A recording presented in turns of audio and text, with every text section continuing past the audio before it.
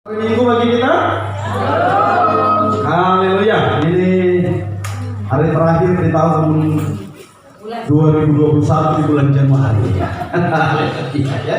Hari terakhir di bulan Januari ya. Besok saudara akan membalikan kalender saudara. Kebetulan kalender saya itu yang per bulan. Jadi dari kemarin itu saya udah mau balik ini udah bulan berapa. Jadi saya lihat dengan jelas ini hari terakhir sebelum saya membalikan kalender saya. Nah, Bapak Ibu Saudara, di hari terakhir ini dan di minggu terakhir di bulan Januari ini ya, kita masih belajar tentang nurturing, tentang merawat hubungan kita ya, memelihara hubungan kita dengan Tuhan sebagai Bapa.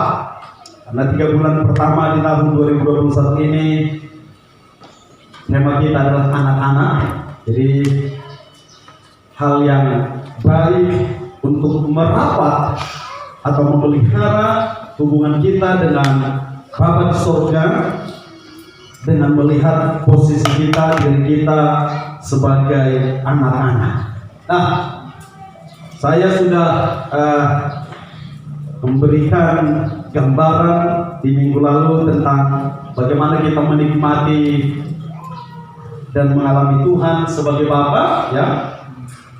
Ayat yang mendasarinya adalah Mazmur 103 ayat 13 ini ya. Seperti Bapa sayang kepada anak-anaknya, demikian Tuhan sayang kepada orang-orang yang takut akan Dia. Seperti seorang ayah menyayangi anak-anaknya, demikian juga Tuhan menyayangi orang-orang yang takut akan Dia.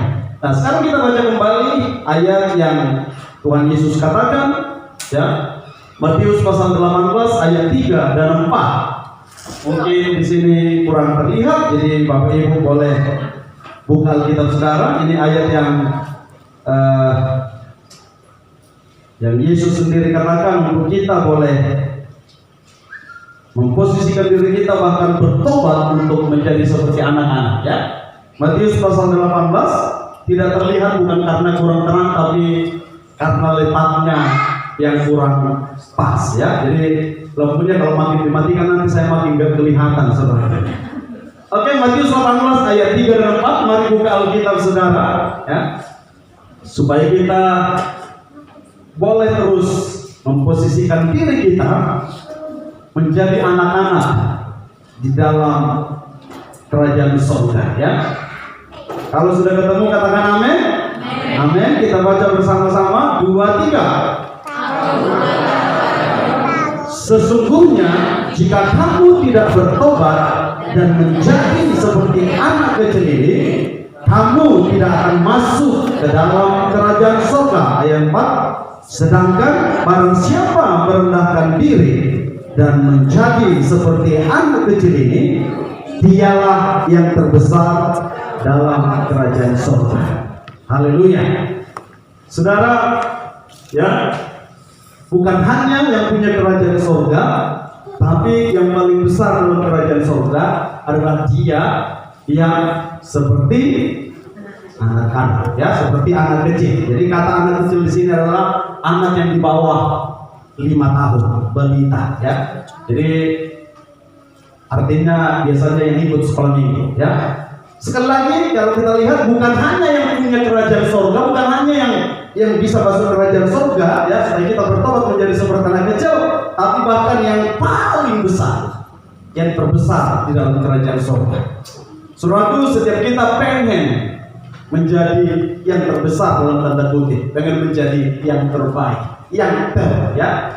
Dan kuncinya, rahasianya adalah diberitahukan kita harus menjadi seperti anak-anak, bukan kekanak-kanakan, tapi seperti anak-anak ya, childlike, bukan childish ya, bukan kekanak-kanakan, tapi seperti anak-anak. Nah, oleh karena itu kita harus rawat hubungan kita ya, untuk kita boleh menikmati relationship, untuk kita boleh menikmati hubungan yang baik dengan Tuhan sebagai Bapa. Jadi kita harus saudaraku menjadi seperti anak-anak ya. Saudaraku ingat kembali saya katakan kemarin, Bapa itu tidak berubah, Dia tetap menjadi Bapa. Tuhan itu tidak berubah, dia tetap menjadi Bapa. Kadang-kadang kita yang suka berubah menjadi seperti bos, bukan menjadi seperti anak-anak, ya. Tapi sekali lagi mari kita kembalikan hati kita terus untuk menjadi seperti anak-anak, bukan kekanak-kanakan, tapi menjadi seperti anak-anak, ya. Yaitu kita rawat hubungan kita dengan menempatkan diri kita terus untuk selalu, ya, kita harus selalu bangga dengan Bapa, ya. Anak kecil itu bangga dengan bapaknya. Kalau hubungan yang sehat, dia akan bangga dengan bapaknya. Kalau tidak bangga dengan bapaknya, berarti hubungan itu tidak sehat. Bisa jadi bapaknya atau anaknya yang punya masalah, tetapi pasti ada sesuatu. Kalau dengan Tuhan sekali lagi tentu kita yang punya masalah. Kalau kita sudah tidak bangga dengan Tuhan, kita yang bermasalah, ya. Jangan saudara pikir ini salahnya Tuhan, ini kenapa aku nggak bangga dengan Tuhan.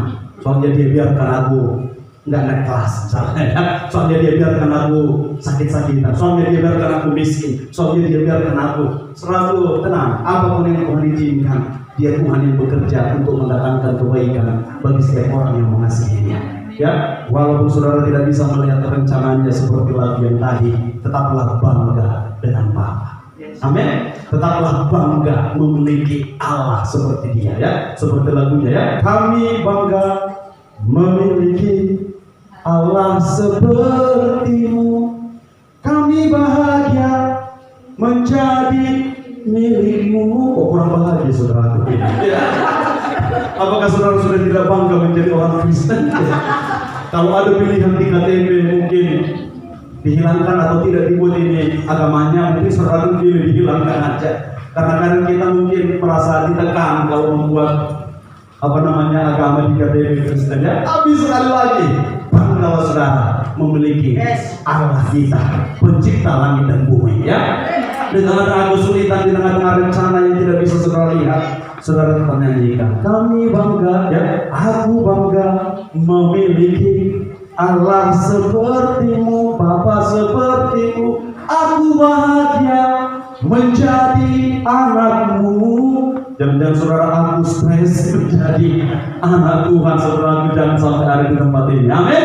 Saudara harus bahagia karena Bapa saudara adalah pencipta langit dan bumi, pemilik segala sesuatu, ya. Meteor dijatuhkan dari langit selalu, ya, langsung berapa miliar, ya. Saudara biasa menolong. Kalau ukuran pertolongan Tuhan yang membuat saudara bangga itu hanya materi, ya. Meteor dijatuhkan di samping rumah saudara, dapat eman saudara, ya.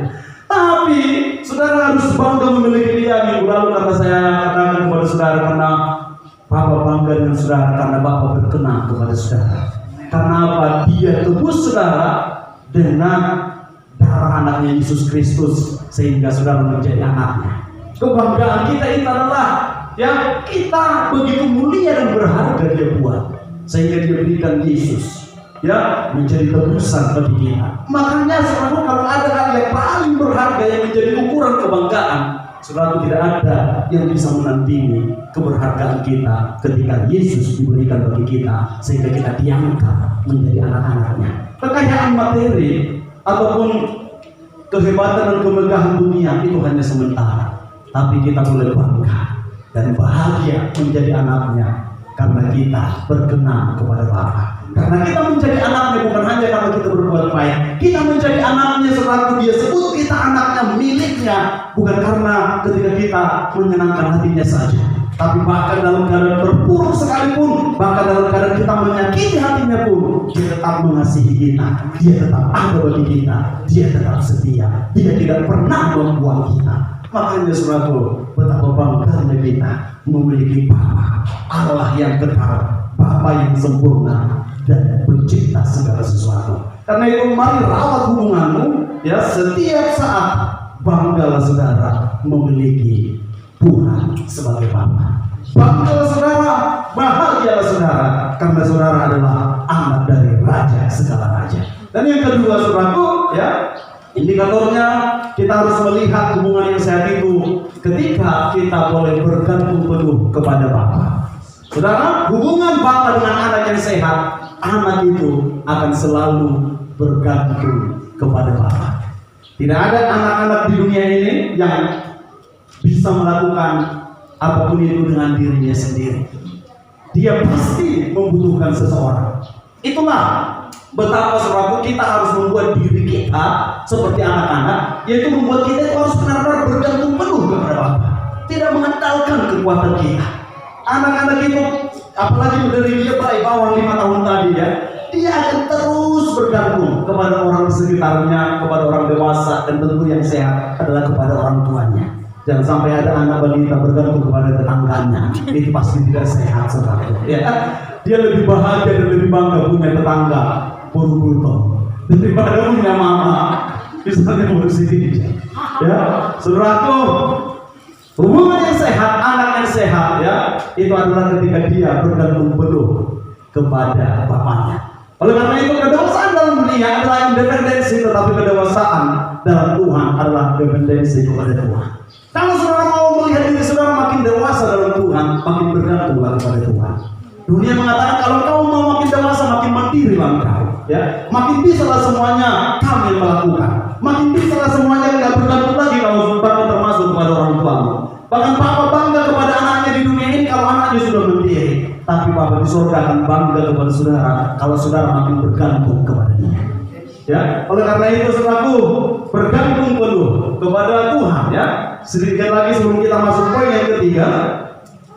Bagi dunia semakin mandiri, semakin dewasa, tetapi bagi Tuhan semakin bergantung kepadanya, kita semakin dewasa. Oleh karena itu, ya, tidak ada salahnya kita bergantung penuh kepada Tuhan. Tidak ada salahnya kita apa-apa tanya Tuhan. Tidak ada salahnya kita, ya, dalam kebingungan kita justru harus bertanya kepada Tuhan. Bahkan kalau saudara sering bingung, itu artinya saudara harus sering bertanya kepada Tuhan. Ya, jangan saudara udah semakin sering bingung, makin stres. Saudara, kalau saudara melihat aduh aku kok kayak sering bingung ya mau ngapain ini, tenang. Iblis ingin membuat saudara stres, tapi Tuhan sedang berkata, makanya bergantung penuh kepada. Semakin saudara bergantung, itu justru menunjukkan kedewasaan saudara di dalam Kristus ya. Bahkan saudaraku, sekali lagi Yesaya pasal yang ke-46 ayat 4, yang biasanya digendong adalah anak-anak, tapi Tuhan berkata sampai masa tuamu, sampai putih rambutmu, aku akan menggendong engkau.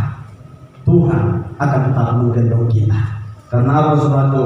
Karena kita adalah anak-anaknya yang Dia kasihi. Nah, yang ketiga, ya, bukan hanya bergantung penuh kepada Tuhan, nomor 2. Jadi ini ukur kepada diri saudara supaya saudara menempatkan diri sebagai anak-anak, yaitu bangga kepada Dia dan bergantung penuh kepada Dia. Tapi yang ketiga, saudaraku, adalah menikmati kebergantungan penuh kepada Bapa.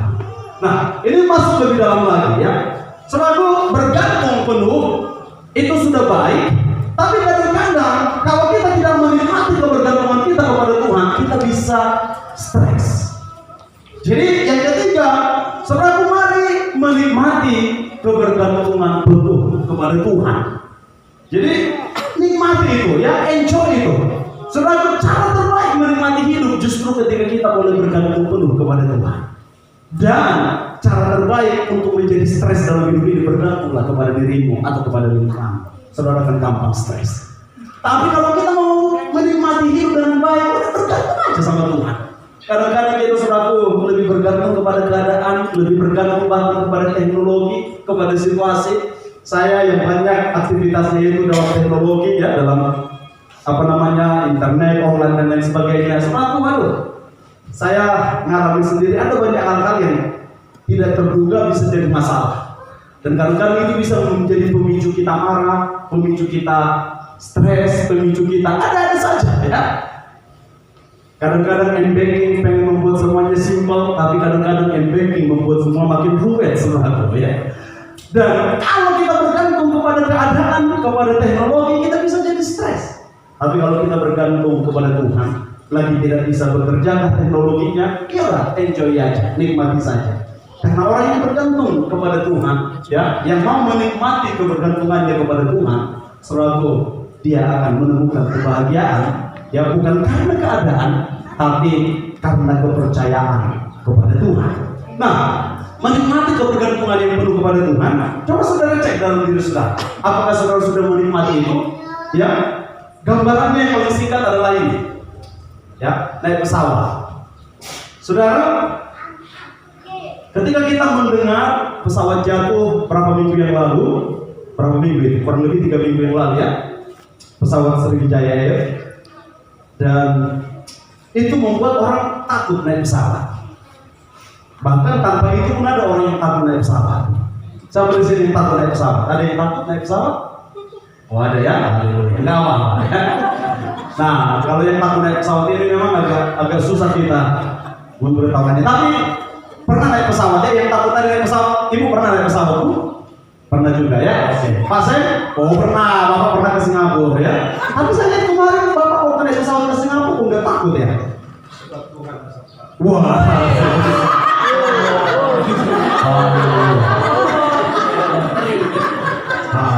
Nah, berarti ini relevan dengan untuk masa ini ya. Jadi menikmati kebergantungan penuh kepada Tuhan, sebab itu kayak kita naik pesawat. Nah, walaupun habis ini berarti pasien nggak takut lagi naik pesawat, ya. Nah, saudara, waktu kita naik pesawat, saudara itu kayak kita benar-benar berserah penuh. Kita nggak tahu pilotnya siapa, kita nggak tahu jam terbangnya berapa jam, kita nggak tahu dia canggih hingga mengoperasikan pesawat. Tapi pada umumnya kita yang ada di sini tadi, kita santai aja, nggak takut kita. Dan entah kenapa, kalau memang ada kecelakaan pesawat, biasanya itu memang lebih kayak terblow up ya. Sebenarnya kalau kita berbicara kecelakaan alat transportasi, hampir tiap hari itu ada kecelakaan mobil. Hampir tiap hari di Indonesia. Tapi di dunia belum tentu dalam 1 bulan ada kecelakaan pesawat. Nah makanya sampai sekarang itu tetap saudaraku, alat transportasi yang paling aman itu naik pesawat.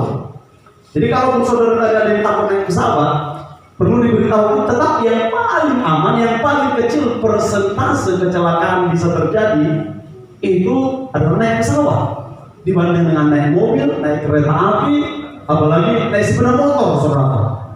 Jadi tetap yang paling aman itu kalau saudara mau berpergian tetap harus naik pesawat, itu paling aman. Kalau saudara mau mencari yang paling aman itu naik apa ya?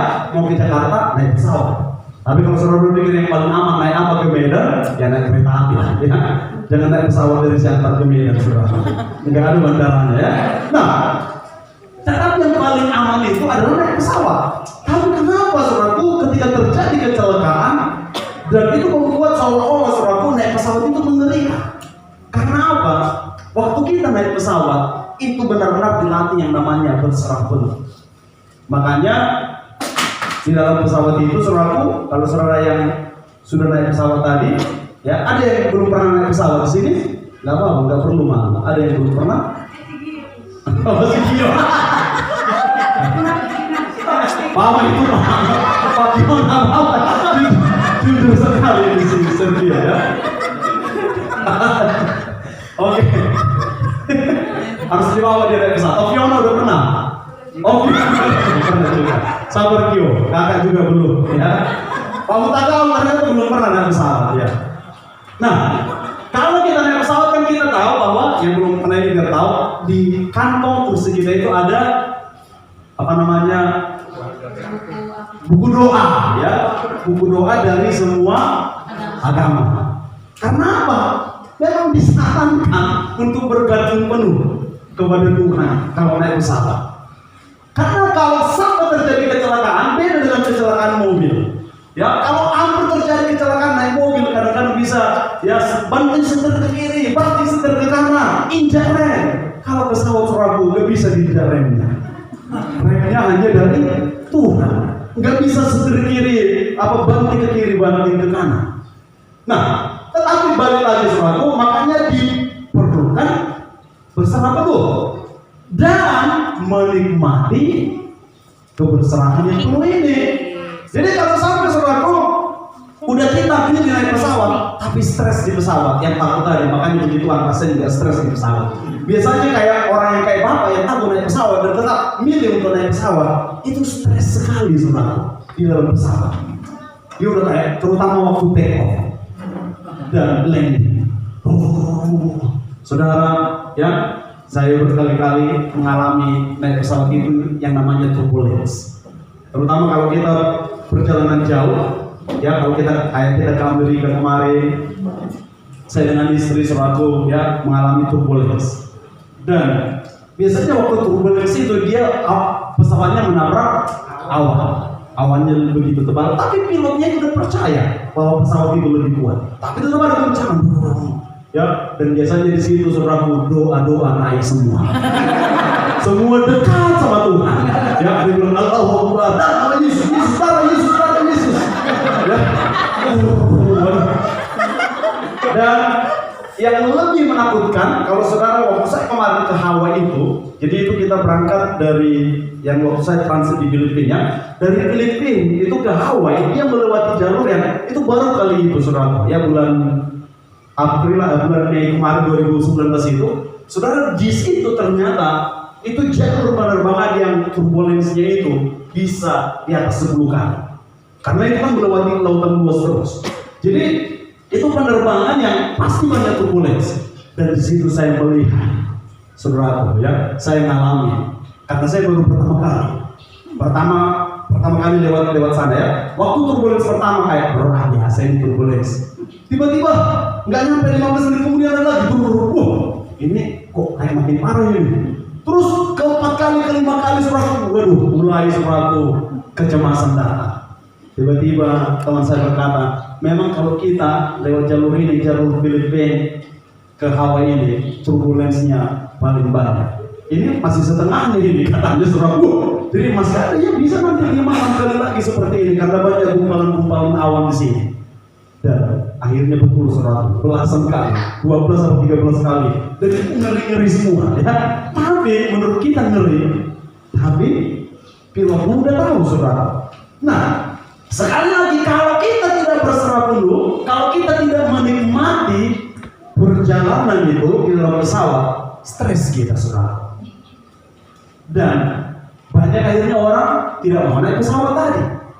Karena apa? Memang di situ kita harus bisa nikmati, karena dicoba dia naik pesawat kayak orang pasien ini kan yang takut itu, dicoba dia naik pesawat dan memang itu paling menyiksa dalam hidupnya saudara. Ya, begitu naik saudara, enggak ketangkung yang di sampingnya dipegang di tangannya saudara. Ya, istri orang marah juga suaminya. Tangan istriku gitu saudara. Tangan siapapun yang ada mau dipegang nih saudara. Dan kan biasanya agak goyang nih waktu teko.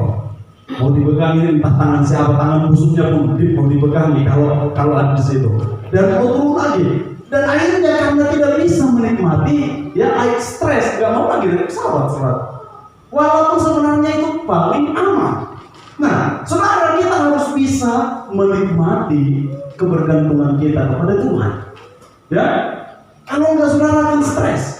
Saudara harus bisa menikmati perjalanan dengan Tuhan. Sekalipun saudara nggak lihat rencananya, sekalipun rasanya kayak dunia mempermainkan saudara, sekalipun rasanya mengikut Tuhan kok kayaknya banyak yang tidak senang, sekalipun rasanya hidup dalam kebenaran itu kok rasanya kayak tersiksa, tapi sekali lagi nikmati kebergantungan saudara dengan Tuhan supaya hidup saudara tidak stres. Ya, nikmati naik pesawat itu aja ya, naik pakai seatbelt dan habis itu tidur saudaraku. Kalau naik Garuda ada makanannya, ada TV-nya, ya. Kalau kita ke perjalanan jauh ya ke Amerika tentu ya enak saudaraku ya. Ada TV-nya, makanannya, ada es krimnya, ada. Alinda paling senang itu naik pesawat yang ada makanannya. Dia pernah saya video dengan saudaraku, minta makan terus sama pramugarinya. Ya kalau kita ke Amerika saudaraku, waduh, tiap waktu kita bisa ambil snacknya. Ada kacang-kacangan, ada apanya saudaraku, sampai satu koper pun bisa kita bawa saudaraku ya, tergantung airlines-nya. Bentar-bentar ke belakang ambil, nikmati saudaraku. Saudara nikmati walaupun mungkin ada turbulensi, saudara ada snack surga disediakan, nikmati aja ya. Nikmati aja, jangan habis itu turbulensi duduk aja. Ya, sang kapten raja segala raja itu yang mengendalikan kehidupan saudara. Nikmati saja saudaraku ya, kebergantungan kita kepada Tuhan. Ya. Nah, saudara tahu bahwa Qantas itu adalah ini pesawat Australia, Qantas Airlines. Itu pesawat maskapai yang paling aman di dunia. Terakhir kecelakaan itu tahun 1951 sekian, itu pun cuma 3 orang cuma punya. Pesawat penumpangnya itu, yang penumpangnya di atas 100 nggak pernah sebuah kecelakaan. Itu saking amannya mereka, ya. Tapi ada pesawat yang paling sering kecelakaan juga, saudaraku. Dan ada pesawat yang paling aman suatu ketika saudaraku mengalami kecelakaan, yaitu Singapore Airlines. Kalau sekarang dia masuk nomor 4, saudaraku, paling aman. Tapi suatu ketika dia mengalami kecelakaan, saudaraku, diteliti dari black box-nya, ternyata penyebabnya pilotnya stres. Saudara, waktu kita naik pesawat nggak pernah kita tanya, pilot apakah kamu stres atau tidak? Kalau kamu stres aku nggak jadi naik. Kita nggak tahu, tapi ya bergantung penuh, saudaraku, ya. Nah, sekali lagi nikmati kebergantungan kita kepada Tuhan, ya, supaya saudara tidak stres. Kalau lagi bosan, ada snack surgawi, ya, ada hal-hal yang bisa dinikmati. Karena itu nikmati kebergantungan saudara kepada Tuhan. Nah, kebergantungan kepada Tuhan, kepada Allah Bapa, bukanlah keterikatan, namun justru adalah kemerdekaan yang sesungguhnya. Saudara, banyak orang melihat ketika dia tergantung kepada Bapa, harus bergantung kepada Tuhan, itu dia melihat kayak hidupnya terikat.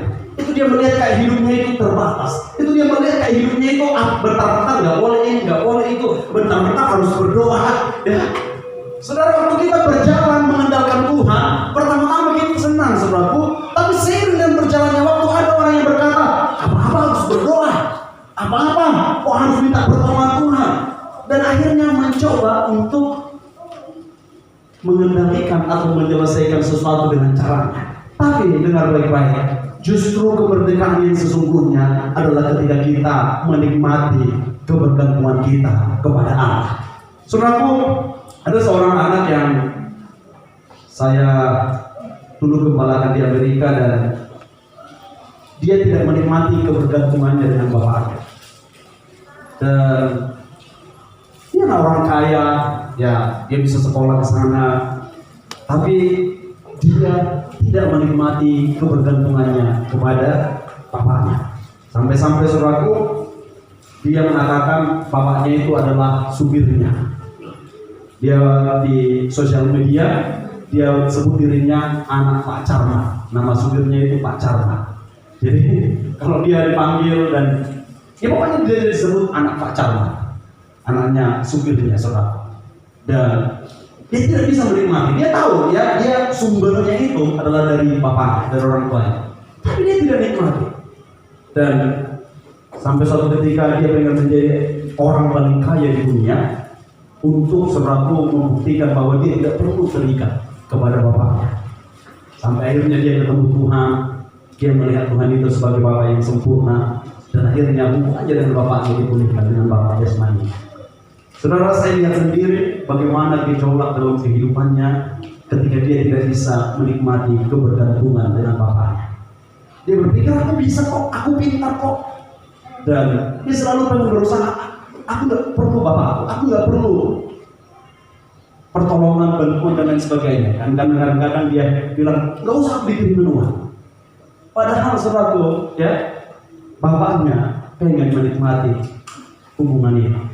Saudara, kadang-kadang dalam hidup kita, karena kita berpikir kita bisa, dan kadang-kadang karena kita berpikir, ya, kalau ikut dengan Bapak atau bergantung kepada Bapak, bergantung kepada Tuhan itu kayak kita terikat.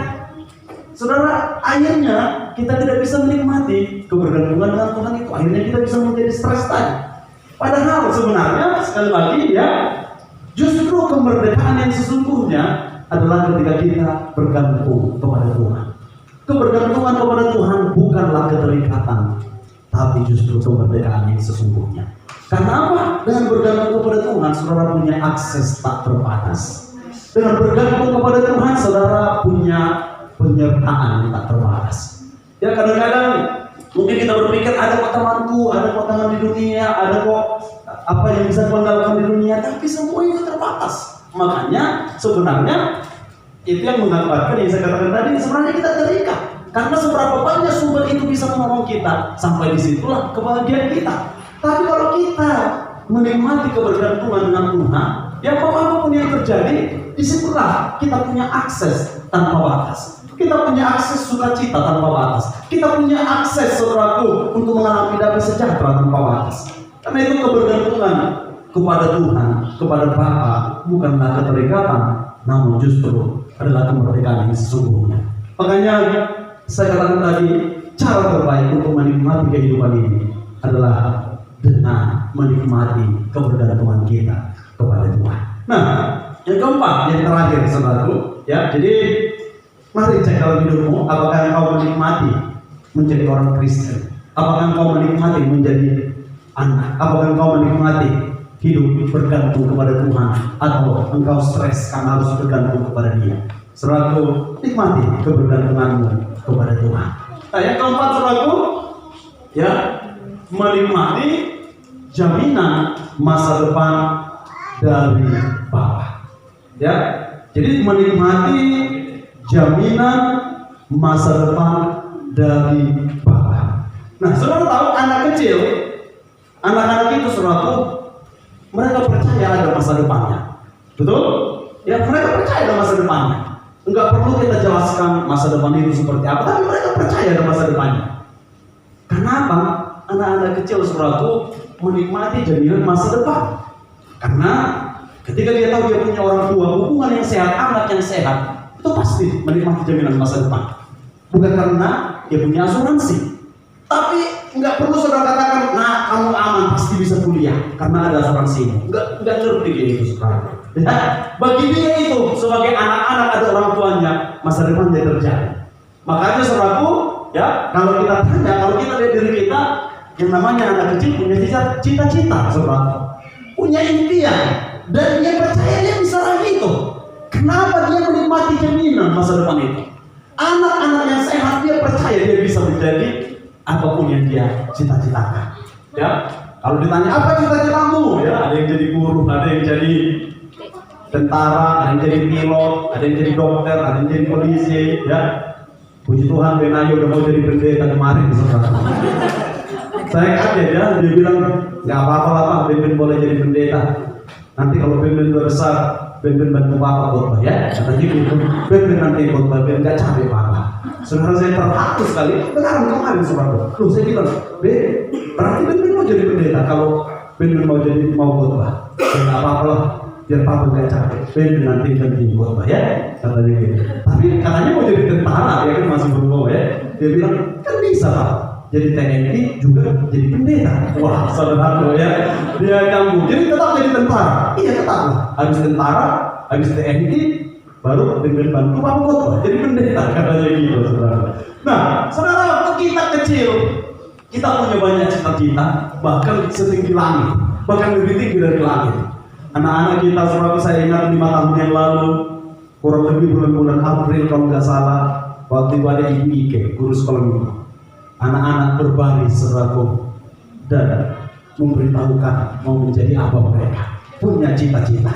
Saya ingat, ya, Fani, pemain keyboard kita dulu masih ikut sekolah minggu 5 tahun yang lalu, dan dia membawa maju ke depan, tulisannya dia pengen jadi dokter. Saya ingat itu.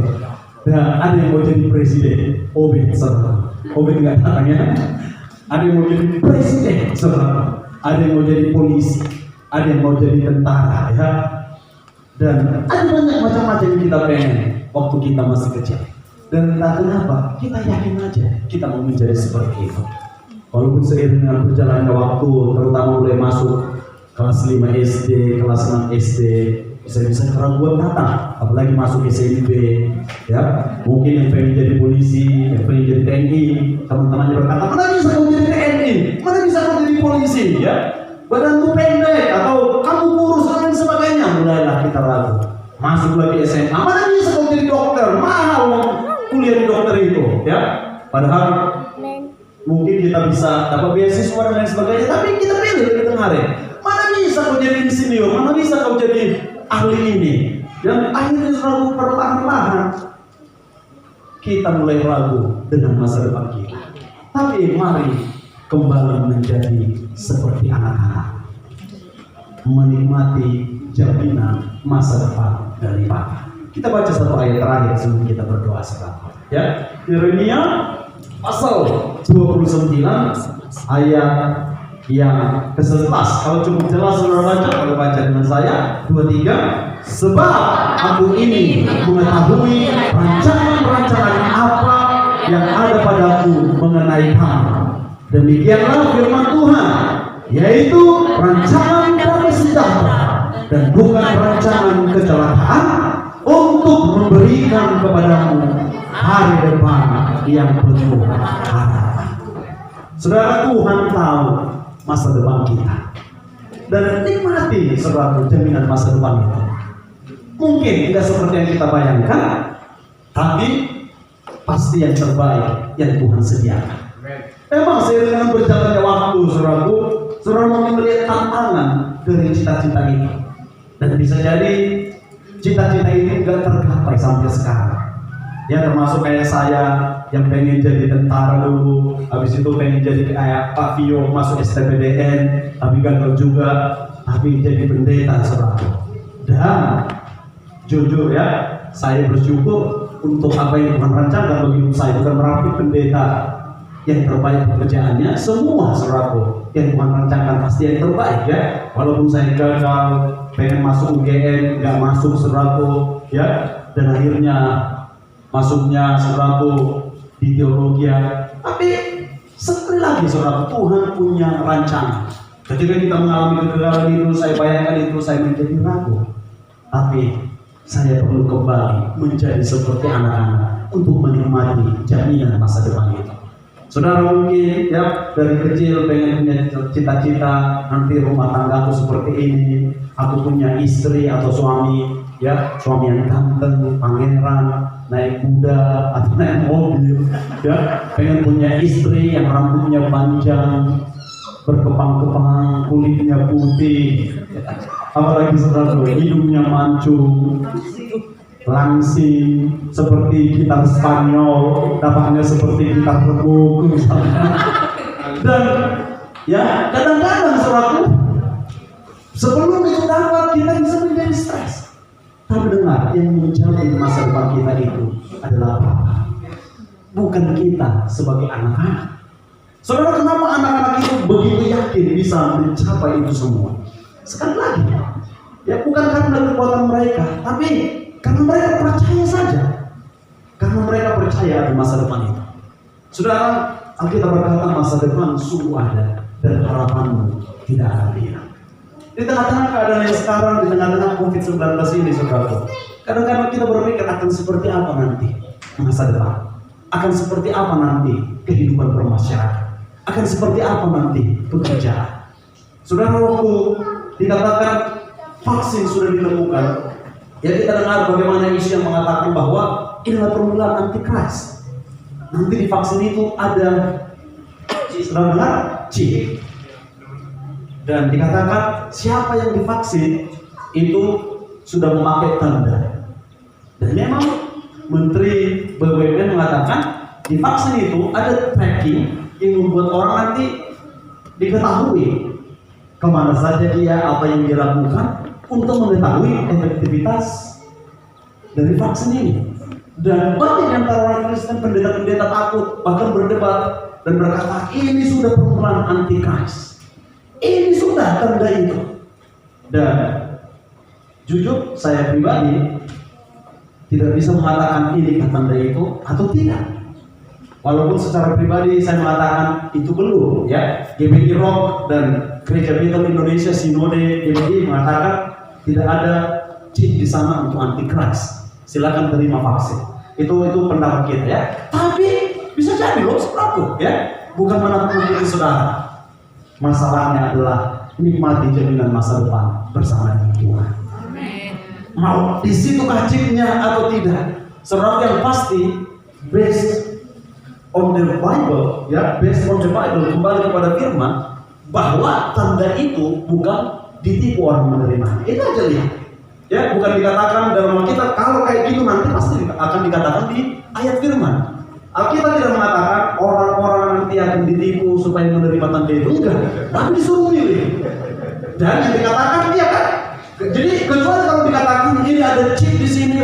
Jadi kedatangan antikris itu justru adalah ketika kalau kita lihat di dalam kitab adalah kebergantungan manusia kepada figur itu, kepada orang itu.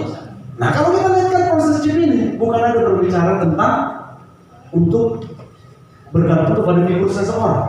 Jadi kalau kita lihat kepada kita, terima saja dulu vaksin itu, ya.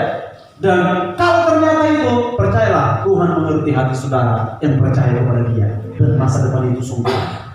Dan ya, oleh karena itu saudaraku, ya nanti kalau saudara udah mau divaksin, ya terima aja. Kalau saya sih kalau bisa cepat ya. Cuman sekali lagi, belum tentu vaksin menjadi jaminan. Belum tentu orang yang divaksin, kemarin sekretaris Keuskupan di Ambon habis divaksin kena COVID, saudara, dan gejalanya mengerikan. Artinya bukan tanpa gejala dan dia harus dirawat di ICU. Dan memang vaksin bukan jaminan. Sekali lagi, jaminan masa depan kita itu ada di dalam rencana Allah. Oleh karena itu nikmati, saudara, nikmati hidupmu di dalam rencananya. Ya, bukan kita berbahagia bukan karena vaksin ada dan bukan karena nanti bisa normal kembali, bisa apa semua. Tapi mau apapun itu, mau ternyata ini adalah permulaan antikris akan datang saudaraku, sampai akhirnya nanti saudara mau dipilih dan sampai akhirnya saudaraku disuruh untuk membuat pilihan dengan tanda ini atau tidak, nama atau tidak dan lain sebagainya. Saudaraku, tetap bergantung penuh kepada Tuhan dan nikmati kebergantunganmu kepada Dia. Percayalah, karena apa saudaraku? Dia Bapa yang baik. Dia yang merancangkan kita di sini untuk khawatir dan takut antikris mau datang atau tidak. Ya, makanya bagi kita GBI lebih percaya bahwa penganiayaan besar munculnya antikris datang itu adalah ketika Tuhan datang menjemput umatnya kedua kali. Ketika Dia datang di awan-awan, Dia jemput kita. Dan akhirnya saudaraku, yang di situ nanti antikris akan berkuasa. Kapan itu kita tidak tahu. Ya, biarlah kita menikmati saja kehidupan kita. Dan makanya saudaraku, jangan saudara berpikir, aduh tapi aku belum menikah, ya. Karena kita berpikir gitu kan, aduh aku belum punya anak. Percayalah, kalau kita sudah bersama dengan Tuhan, kebahagiaan memiliki anak itu akan kalah jauh dengan kebahagiaan bertemu dengan Kristus. Kebahagiaan menikah itu enggak seberapa dibanding dengan kebahagiaan bertemu dengan Kristus. Belum lagi kalau saudara tahu katanya menikah itu pun bahagianya cuma 10%, ya. Yang 90% sangat bahagia. Wah, haleluya. Pas ini langsung tahu trik-trik saya ini. Terus saya mau memancing, ya. Haleluya. Terus itu benar sekali, Pak, terutama bagi Michael, pengantin baru, ya. 90% bahagia, sangat bahagia. 10% bahagia, saudara. Tapi apapun yang kadang-kadang kita berpikiran, aku belum menikmati ini, belum punya rumah baru, belum ini. Percayalah, kebahagiaan bertemu muka dengan Tuhan itu tidak ada bandingannya dibanding dengan kebahagiaan punya atau mendapatkan impian-impian tadi. Tapi selama kita masih di dunia ini, tetaplah miliki pandangan bahwa jaminan masa depan kita itu dari Tuhan. Karena itu nikmati jaminan masa depan itu. Dan saya percaya di Roma 29 ayat 11 ini bahwa rancangannya adalah damai sejahtera dan bukan rancangan kecelakaan untuk memberikan kepada kita hari depan yang penuh harapan. Itu berlaku untuk seterusnya. Itu berlaku untuk terus-menerus sampai kepada kekekalan di dunia ini dan sampai kepada kekekalan. Karena itu mungkin ketakutan-ketakutan sementara yang mungkin datang oleh karena tragedi, yang mungkin datang oleh karena keterbatasan kita, yang mungkin datang oleh karena dalam tanda kutip takdir kita terlahir seperti apa, takdir kita ya mungkin lahir dari keluarga yang mungkin tidak keluarga idaman kita, takdir kita yang mungkin punya keterbatasan secara fisik ataupun secara otak, ya secara intelektual, takdir kita mungkin ya tidak setara dengan orang-orang hebat seluruh dunia. Tapi Tuhan jamin masa depan kita. Ya, bahkan bukan hanya di dunia ini, tapi dalam kekekalan. Dan ingat sekali lagi, kebahagiaan bertemu dengan Dia, hidup dalam rencananya saudaraku, lebih indah dari kebahagiaan mendapatkan benda-benda apa di dunia ini. Saudara nggak usah dimungkiri, kita punya dapat handphone baru, senang nggak? Senang ya, nggak ada dapat handphone baru, kasih aja sama orang. Ya. Itu masih handphone. Dapat laptop baru, senang nggak? Senang saudara, ya. Dapat pacar baru senang nggak? Yang belum pacaran, yang belum pacaran senang, soalnya langsung senang dan bintang ya. Pasti senang saudaraku ya. Dapat rumah baru senang nggak? Senang lah, masa dapat rumah baru? Cuma rumah ini yang dapat. Bahkan dapat mobil bekas. Saya kemarin saudaraku sering bukan itu. Waktu saya nyetir di tol, akhirnya dapatlah mobil ini kan. Padahal mobil bekasnya kan. Dan rasanya kayak senang sekali, dan itu kayak saya diingatkan Tuhan. Bayangkanlah kamu tiba-tiba dapat mobil bekas ini saja, bukan dapat, malah dia beli ya. Beli mobil bekas ini saja, kamu kok kayak senang sekali. Apalagi kamu mendapatkan pribadimu dalam pengalaman yang baru. Ketemu dengan Tuhan nanti, ketemu dengan Tuhan selama-lamanya memerintah 1000 tahun. Dan itu kayak saya tersadar, oh iya kan? Nggak terbayangkan kesenangannya saudara. Saudara nggak tahu saya tingkat kesenangan saudara ketika dapat gadget baru, dapat laptop baru, dapat sepeda motor baru, dapat mobil baru, rumah baru. Itu nggak tahu saya tingkatan kesenangan saudara. Ya, dapat mobil baru langsung dicuci terus. Saya rajin saudara menyuci, belikan semua kegilaban apa semua. Senang rasanya, apalagi si Ben ya. Ben senang sekali ya.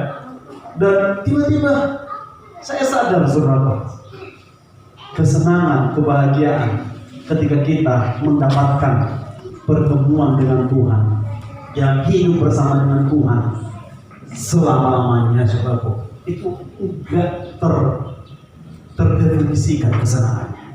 Dan kalau saudara lihat ya, contohnya ya, bahkan dikatakan nanti sesudah pengangkatan kita akan memerintah 1000 tahun. Orang-orang benar dengan Yesus memerintah 1000 tahun di dunia ini. Ini sedikit kelas eskatologi, kelas akhir zaman kita. Saudara, jangankan 1000 tahun memerintah. Orang menjadi wali kota terpilih 5 tahun, senang nggak? Oh, senang kali saudara. Ya, jangankan yang jadi wali kotanya, yang mendukung aja senang. Ya kan? Yang mendukung aja senang, ya senang. Saudara tahu janji Tuhan bagi kita memerintah 1000 tahun dalam kerajaan 1000 tahun. Saudara memerintah di dunia ini, yang saudara perintah siapa? Ya, itu belum pengadilan tahta akhir. Nah, palingan memang ini anggap aja kayak kelas pengajaran pendalaman lagi. Yang saudara perintah, ya menurut tafsir Alkitab yang kita percaya, ya manusia-manusia yang tidak percaya kepada Dia. Manusia yang masih ada nanti bumi ini sesudah pengangkatan dan antikris, ya bertahta, ya antikris berkuasa, itu nggak lama, cuma 7 tahun saudara. Dan habis itu Kristus datang kembali untuk memerintah dalam kerajaan 1000 tahun bersama-sama dengan saudara. Saudara lihat itu bagaimana jaminan masa depan. Dan bukan hanya itu, habis itu nanti saudara sudah 1000 tahun, barulah kita Yerusalem baru turun, kita akan hidup bersama-sama dengan Dia ya di dalam kekekalan. Itulah yang tidak ada lagi hitungan tahun-tahun. Jadi kalau saudara berpikir hendak mengejar masa depan yang penuh bahagia dalam kurun waktu 80 tahun kehidupan saudara, saudara menjanjikan kebahagiaan dalam 1000 tahun dalam konteks, dalam konsep yang sama dengan harapan kita dalam kebahagiaan dunia. Apalagi dengan kebahagiaan yang kekal. Oleh karena itu Bapak Ibu Saudara, mari nikmati jaminan masa depan bersama dengan Tuhan. Sebab apa saudara? Ya, sebab Dia mengerti dan mengetahui rancangan yang ada tentang kita dalam hidup kita. Karena itu apapun yang kita alami, apapun keadaan dunia ini, mari nikmati hidupmu sebagai anak-anak dari Bapa, ya dari Raja segala raja. Nikmati jaminan masa depannya, nikmati kebergantunganmu dengan Tuhan. Mari bangkit berdiri, kita akan berdoa. Dan menggunakan musik boleh naik ke depan. Haleluya. Kita naikkan pujian yang tadi untuk menyadarkan kita kembali bahwa kehidupan kita yang kita hidup ini adalah tentang rencana Tuhan. Bukan hanya tentang rencana kita, bahkan bukan rencana dunia ini, tapi tentang rencana Tuhan. Karena itu dalam segala apa yang kita inginkan, cita-cita kita kah, impian kita kah, semua kita serahkan kepada Tuhan. Mari sadari bahwa kehidupan ini bukan hanya mendapatkan apa yang kita inginkan. Mari sadari kembali kehidupan ini berbicara bagaimana kita hidup di dalam rencana. Di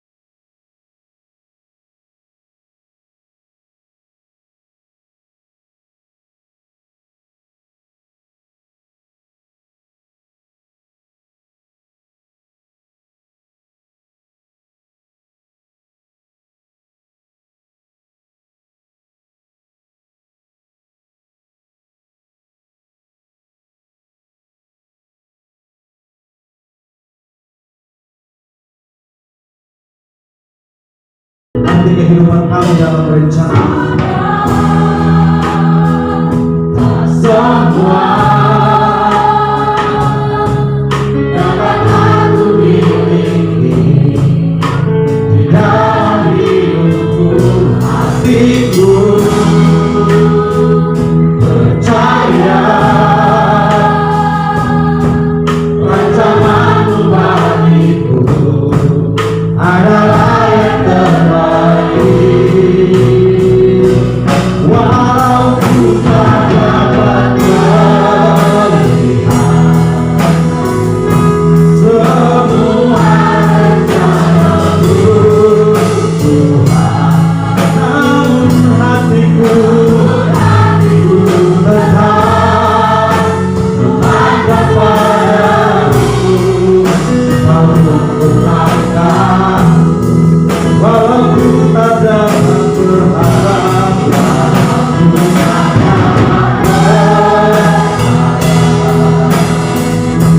atas kenyataan hidup, namun hatiku tetap memandang padamu. Kau ada untukku. Tuhan, Engkau bawa umat-Mu untuk menyadari penyertaan-Mu dalam kehidupan kami. Engkau bawa umat-Mu untuk boleh melihat bukan hanya kepada apa yang ada di dunia ini, tapi kepada apa yang ada di surga yang Engkau sediakan bagi kami, Tuhan. Karena itu Engkau yang mengenal hati setiap kami. Engkau yang tahu setiap keadaan dari umat-Mu. Engkau yang mengenal setiap pribadi yang ada di tempat ini, Tuhan. Engkau yang tahu keterbatasan kami, dan kadang-kadang kami menjadi kecewa. Kami bahkan mungkin menjadi khawatir, menjadi takut, karena kami melihat tidak ada yang bisa kami andalkan. Namun biarlah kami mengerti dalam situasi itu bahwa selalu ada Tuhan yang bisa kami andalkan. Selalu ada Bapa yang kepadanya kami bisa bergantung penuh, dan kami mau menikmati kebergantungan kami kepadamu. Sekalipun kami tidak mendapatkan apa yang kami inginkan, sekalipun kami tidak mencapai level yang kami ingin capai, kami mau menikmati kebergantungan kepadamu. Karena justru lewat keterbatasan kami akan melihat kuasa-Mu sempurna. Kami akan melihat Engkau sanggup melakukan bahkan lebih daripada apa yang kami minta dan doakan. Bapa, kami serahkan keterbatasan kami, kekurangan kami kepadamu. Kami mau menjadi seperti anak-anak yang bergantung penuh kepadamu, bahkan menikmati kebergantungan itu. Kami tahu pilot kehidupan kami mampu membawa kami melewati apapun, melewati turbulensi kehidupan, melewati badai-badai kehidupan, melewati segala tantangan dalam kehidupan, karena Engkau selalu ada untuk kami. Kami terbatas untuk mengerti akan masa depan kami, namun kami mau menikmati jaminan masa depan itu, karena kami adalah anak-anak dari kerajaan surga, karena kami adalah yang terbesar di dalam rancangan-Mu ketika kami mau hidup seperti anak-anak dalam kerajaan-Mu, Tuhan. Karena itu Tuhan, biarlah mata hati kami terus memandang kepadamu dan percaya bahwa Engkau selalu ada bagi kami, Tuhan. Terima kasih Tuhan, terima kasih Bapa. Biarlah hati kami terus mengingat pribadi-Mu, Bapa yang sempurna, yang selalu setia, selalu ada bagi kami. Haleluya. Terima kasih. Biarlah kami menikmati kebergantungan kami kepadamu saat ini. Ampuni kami yang sering mengandalkan kekuatan kami, Tuhan. Ampuni kami yang memandang kebahagiaan itu hanya sebatas dengan pencapaian yang bisa kami dapatkan. Ampuni kami yang melihat kegembiraan itu karena hanya sebatas ketika hati kami disenangkan. Tapi bawa kami untuk tetap bersukacita, bersyukur, bergembira bahkan berbahagia dan mengalami damai sejahtera, karena kami bergantung penuh kepada Engkau, dan karena kami melihat ada jaminan masa depan kami di dalam rencana Engkau. Terima kasih Bapa, terima kasih. Sempurnakan firman-Mu di hati setiap umat-Mu, di tengah-tengah kekurangan, di tengah-tengah kelemahan dan tantangan dan persoalan apapun yang kami hadapi. Sempurnakan firman-Mu untuk kami boleh hidup seperti anak-anak di hadapan-Mu Tuhan, untuk kami boleh hidup bergantung sepenuhnya kepada-Mu. Bapa, Engkau bekerja di hati setiap umat-Mu saat ini, di dalam nama Yesus. Engkau terbatas di dalam hikmat dalam perkataan, tapi Roh-Mu yang tak terbatas terus bekerja mengubahkan hidup setiap umat-Mu ini Tuhan, supaya firman-Mu tidak sia-sia, namun bekerja mengubah hati setiap umat-Mu. Sungguh Tuhan, biarlah kuasa Roh Kudus boleh bekerja memulihkan hubungan kami dengan Engkau, menikmati kasih-Mu sebagai Bapa dalam hidup kami Tuhan. Terima kasih Bapa. Biarlah bahkan kembali dari ibadah ini, dari tempat ini, kami tetap menikmati pribadi-Mu yang menjadi Bapa bagi kami.